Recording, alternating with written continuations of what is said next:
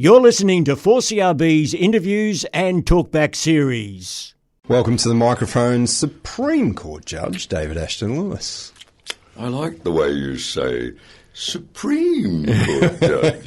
What's higher than Supreme? I can't think of anything. And in law, there's, in Australia, the High Court, but that's really the Supreme Court of Australia. So, yes, thank you for welcoming me. I'm glad to be here. And I say hello to everyone who is listening. Well, we've got some interesting topics coming up, and we thought we'd tackle kindness today, David. And what's the one after that, next week? Forgiveness. Ooh, well, that's important. And after that? Responsibility and respect. Oh, they're good topics. All right, we're starting with kindness. An interesting aspect of the human condition, isn't it? Because for a being that can be so breathtakingly kind can be so breathtakingly unkind, cruel, and vicious. At times, yes. And we all know we respond well to kindness, don't we? Look, whether it's a human or an animal, it's exactly the same way. And one of the things I remember a professor saying to me is that we've got to remember that we are actually part of the animal kingdom. Well, yes, insofar as they are part of God's creation, of which we are a part of. Yes. If you're a believer.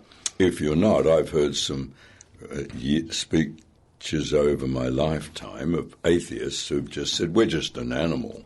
Yeah, I have heard that too. And it's hard to say, no, we're not, but we do have aspects that probably cloudy skies over Brisbane this morning, have. reaching the top of...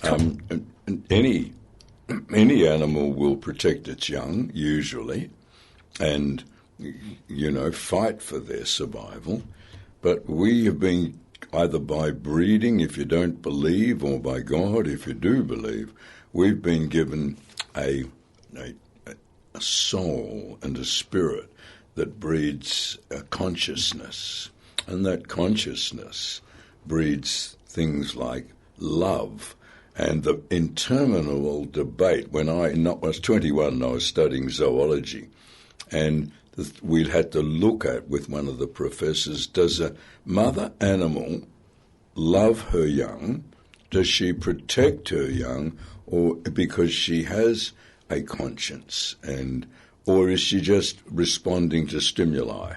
It's an interesting one. Yeah. I have seen animals who've lost their young ones mourn those young ones. Yes. Elephants will carry it around for days.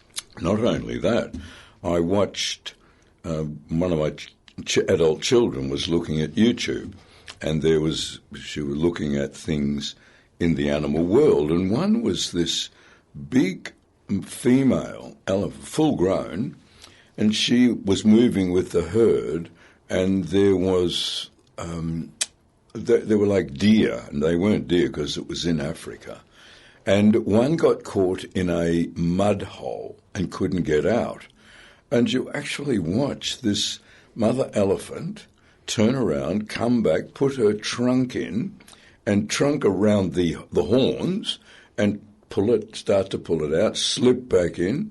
She trumpeted and tried again. She picked the animal out, got it up onto the ground, and the animal ran with the rest of the herd, and she just walked off. Now, what drove that animal to do that? To save another animal. She obviously could perceive that animal was in distress, dangerous distress. All right, so how do we relate this to kindness? I think it's all related. I think it's when something touches our heart, to use a common term, it usually brings up a response of kindness. Absolutely. Yeah. And it's interesting to see the opposing side, obviously, because an act of unkindness usually angers someone or offends someone or hurts someone, and then the emotions mirrored to a point. You are kind to someone else, they feel good about it, and they are kind in return. If you are unkind to someone else, usually that spurs unkind feelings in return. And usually, if you think kindness seems to be able to identify in someone who's being kind, you're putting someone else first. Yes. Unkindness can be identified as you're putting yourself first. I'm going to punish that person. I'm going to pay them back. So, again, we're a strange creation, aren't we? We can love, we can hate. I'm not sure that animals can hate. I know we think they love. They might respond to defence. I don't know whether an animal can hate, but we can. Look, having seen some of the lions and the tigers who've been poked and prodded and so forth in zoos, and you can see that their response is unkindness towards the people who have been doing it. Whether that actually ends up being hate or not, who knows? Who knows? And you could say, and their response, if they're caged and they're in a circuit and they're prodded and they're poked, their potential danger back could that not just be called defence, self-defence? Yes, that's right. They're defending themselves. It'll be interesting to hear about this lady who recently had been working with tigers and lions I've forgotten where it is. I think it's in Victoria, this wildlife park, and she'd been working with big cats for 20 years, never had a problem. Feeding one big cat, and she pays it with the loss of her arm.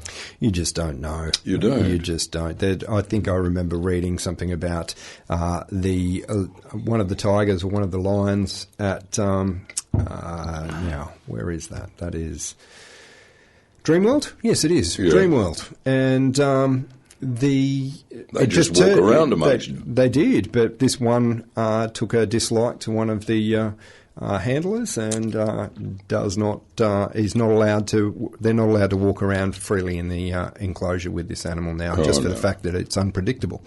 Mm-hmm. And I suppose it just comes down to our temperament, doesn't it?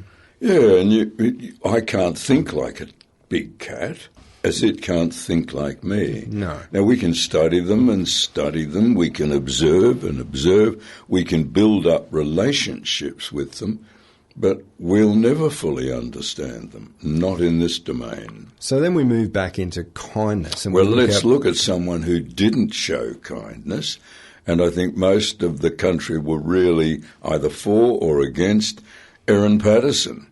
Now, what she showed to her family members, she found guilty, was anything but kindness, and yet there she was, sobbing in front of the camera, saying, "They have been so nice to me, so kind to me, never done anything against me." Well, Erin, 12 people found that you'd done something against them. Look, it's funny, isn't it? You can hear people saying, hear people saying out there that, I remember the judge was talking to the jury and saying, you will consider this, you won't consider that. Yeah. And lots of people had lots of things to say about that. Whether it was fair or whether it was unfair for the judge to be giving that direction, you would have your opinion and say that's it, completely in his providence to do so. But the issue, moreover, here is that she was found guilty on the evidence that was presented, and now we're hearing silly things like the prosecution and the jury were staying in the same hotel. It was a small town. I think the defence insisted that it was going to be held in a small town. So we're now wrangling for an appeal. But fortunately, she's entitled to an appeal. I cannot see how she could be successful in it, but she's entitled to appeal. I heard for the first time, a couple of days ago, the doctor who had spoken with her, and he had remained silent. He had not said anything. He'd given evidence, and as it, I think, was open to the public could have heard it, but he just said in the interview I saw with him, she's a psychopathic murderer. She's a psychopath, and she has a psychological, pathological illness that puts herself before everyone else. And they're interesting people to try and understand. We've heard the terms psychopath. We've heard that I think it was changed in recent times away from I've forgotten the term. Yeah. But there was another term for it. It was changed. And we also hear the words narcissist, and that is a progression towards one extreme. On oneself. Look, I think that she shot herself in the foot in so many ways, with her evidence. I mean, she first said she bought the death cap mushrooms at Woolworths. Now, for heaven's sake. And if you look at a photograph of a death cap mushroom, it doesn't look like anything that is edible. No. And that a major retail outlet would sell. Look, no concern for the children after she said that the children ate the leftovers. And there's people in hospital, in ICU, people dying, and there's no concern to race them off to the hospital. These are all the things that we as a jury on the outside and reading the facts of the case, and not all of them, I might add, either. We're just getting the tidbits along the way that we sit there and say to ourselves, well, it sounds very much like that the correct decision was made. So that was an extreme act of unkindness. So you'd want to look and say, what drove you to that? But evidently she is showing no remorse. This doctor said, I have no doubt that within a short period of time she will be ruling the roost in that prison. Wow. Wow. Because she's a master manipulator and controller.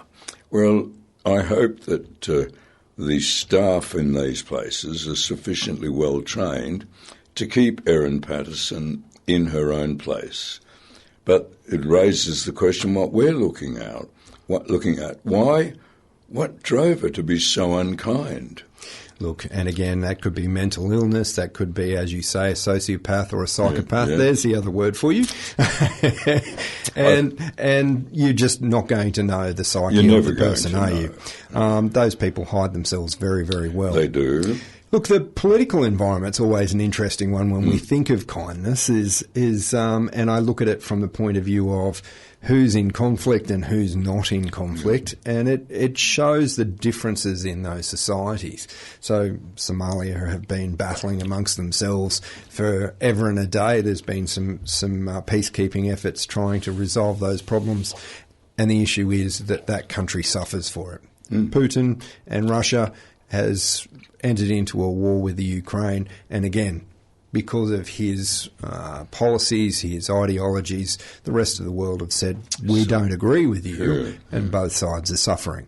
But then when you talk about the positives, people are happy to trade with one another, negotiate with one another, allow those countries to travel and allow tourists in and out of their countries. Those countries prosper. So kindness is very much measurable in it is for the betterment of everyone. Yes.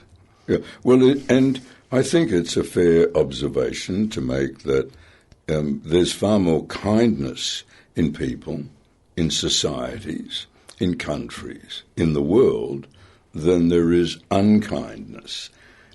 So you've always got to deal, what is it, for every action? There's an equal and opposite reaction. So for every act of kindness, there will be an equal and opposite reaction of cruelty, of unkindness. Look, it's funny. We reflect what happens to us in front of our face. If I smile at a person as I walk down the street, they smile back. Yes. If I was to look angered or frustrated at that person as I walk down the street, they would avoid me. They would. Or perhaps not even engage in conversation.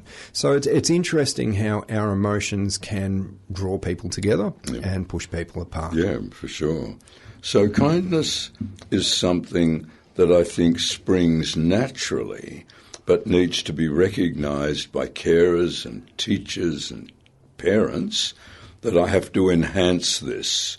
Now, I can see a little act of kindness, and therefore I've got to promote it. But also teaching. Look, there is unkindness in the world. And so how are we going for time? Well, no, we're fine.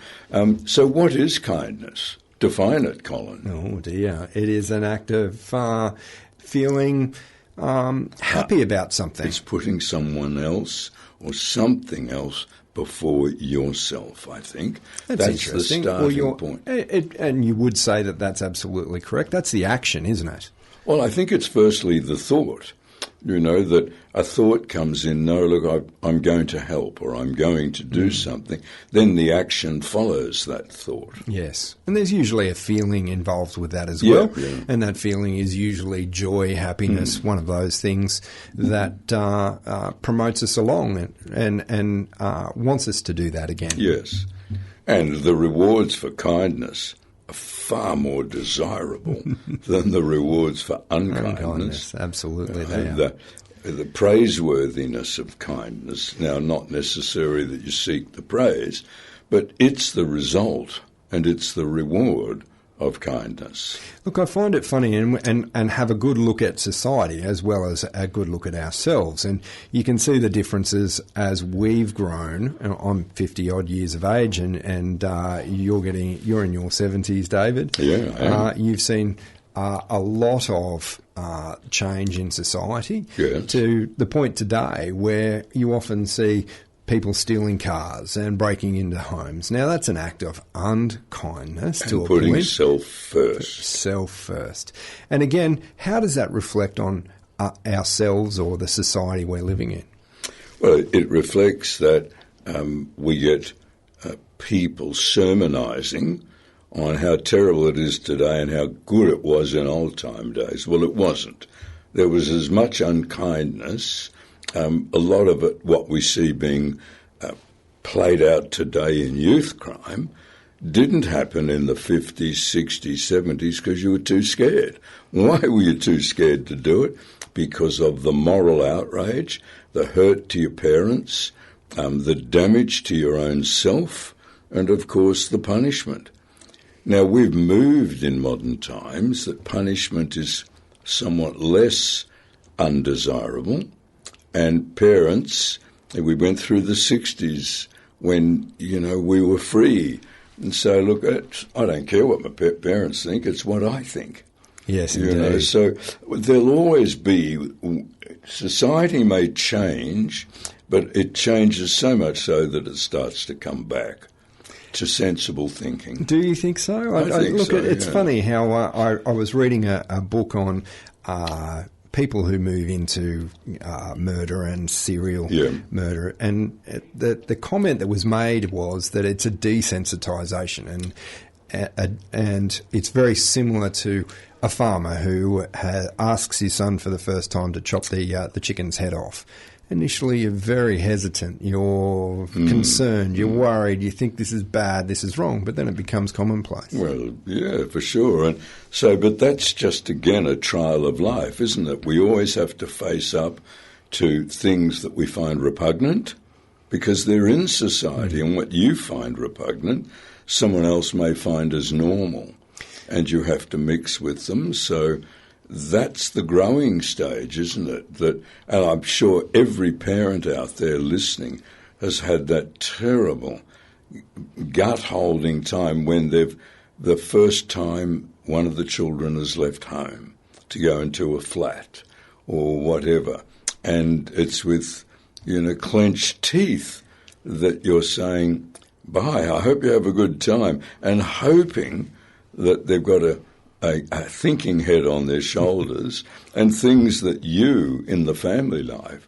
have inculcated in are not forgotten. Because everyone listening, remember when you were a teenager and you were thinking about boys or girls or fame or fortune, what you wanted to do. How much thinking did you do in comparing that desire with, but what would mum and dad say? Oh, there was a lot of that in the early days. It was in the early days, wasn't it? But I don't think you got a lot of it now. No, because I think once you were in trouble, you didn't want to be in trouble because the consequences were horrendous. Horrendous to a point, yeah. So, and they could also damage your parents' reputation. Sure. Then look at the reflection of society today. So we've taken to a point the consequences away, or the consequences aren't that horrendous anymore, and people are free to make different choices. Well, I can remember even in the 60s, people applying for a job who were divorced would just not put down if they were asked, married, yes, or even hesitant to put divorced. Because if you were divorced, well, you weren't a stable, productive person. I know people who just were divorced who put down single. Really? Yeah. Just because they didn't want the label. Well, they just didn't want to be judged. Like you have been part of a failed marriage. So isn't it funny? So that's an act of unkindness. Oh, and is it ever? And we avoid unkindness, but we gravitate to kindness. We gravitate to the positive. We do. And that's, I think, important to remember. So how many of you out there, ladies and gentlemen, this morning, between the moment you woke and listening to the show, had a really unkind thought? And if you did, be honest enough to admit it to yourself and then ask, what did I do as a result of that? I sent my husband off to work and we were in a heated argument. I'm going to ring him now and apologise to him. And then you're going to have to face, but I didn't cause it. I'm not going to. He must apologise to me. No, forget that. Look, you were a party to strife. It's an interesting one. Isn't it? Apologies are usually taken in the wrong context, I often find it. I remember having this discussion with my son, and you're apologising for the bad feelings that you have caused in someone else. It was not your intent to make them feel bad. So that's what you're apologising for. You're not apologising for anything. If you were confident in your actions and what you were saying or what you were doing, then you're apologising for how you made someone else feel. Yes, you are. And the terrible things, I think we've all done it. The apology you're giving when you're not apologising. That does happen too. Yeah, I'm sorry. Well, if I did so-and-so, which I didn't, but then I apologise. Oh, I love this one. What? I'm sorry for doing that, but I only did it because you did say that. That's right. Yeah, no, that'll do me. I used to hear that in court many times. It means regularly. that I don't really apologise, but I only did it because you did something to me. So, all right, we're getting... We've got a few minutes to go. So look, summary. Kindness is a major aspect, a major behavioural aspect of the human condition. And therefore, I want everyone to think back on some breathtakingly kind story they've read or act they've seen, whether it be in a movie or in real life, and reflect back on how they felt when they saw that. At the same time, reflecting on, well, he deserved it and I paid him back. And that type of thinking has led to a corpse lying on the ground and a smoking gun in your hand. Look, it's funny, isn't it? We all, whether we look at it through a court of law, we always, forget the law. Well, to a point, we want someone to apologise or own their actions, for want of a better term. And the old way of thinking is an eye for an eye. You hurt me, I hurt you. Yes. All right. Well, you have stolen from me, and guess what? Now a court is going to tell you exactly what you're going to do to repay the damage you have caused. And that's potentially the way we should look at it, but we look at it very differently now. Well, our encouragement should be from today, Cole, in our show, strive every minute of every day to put kindness in front of your actions rather than unkindness. Strive every minute to think, if I do this, will that lead to an unkind reaction? Yes. Just take charge and control of yourself. And if someone else says, well, look, this one I've heard, man, yes, you should have apologised. And then it can crank up again into... The best way is just to say, yeah, I should have, and I did. Look, it's going to move, and next week we're talking about forgiveness, and this is a very difficult one for a lot of people because they can put the argument to bed, but actually forgiving the other person or forgiving the action is a difficult one. Well, kindness is tied in, isn't it, with forgiveness? It is, very much. If you're you want to put an end to this negative relationship or action, be kind. And at appropriate times, don't you hurt, but when you get hurt by them, forgive it. David Ashton Lewis, we might leave it there. Thank you very much for your time this morning. Thank you. Thank you very much, Colin. You've been listening to 4CRB's Interviews and Talkback series. Support local online content and become a financial supporter today at 4crb.com.